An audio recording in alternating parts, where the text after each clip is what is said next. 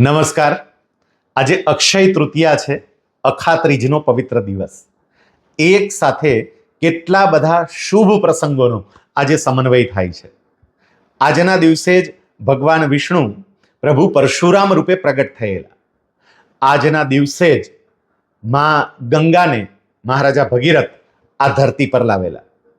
આજના દિવસે જ દેવી અન્નપૂર્ણાનું પણ પ્રાગટ્ય ગણાય છે. બ્રહ્માજીએ સૃષ્ટિના સર્જનની શરૂઆત આજના દિવસથી કરેલી.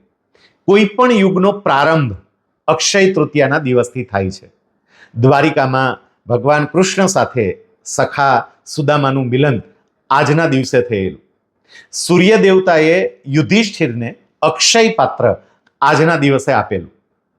ભગવાનને ચંદનના લેપની શરૂઆત પણ આજના દિવસથી થાય છે અને જગન્નાથપુરીમાં જગન્નાથજીના રથ બનાવવાની શરૂઆત પણ આજના દિવસથી થાય છે. આજના દિવસે આવી તો કેટલીય શુભ ઘટનાઓ ઘટી છે. માટે આવા અતિ પવિત્ર દિવસની આપ સૌને શુભેચ્છાઓ. જય સ્વામિનારાયણ, જય હિન્દ.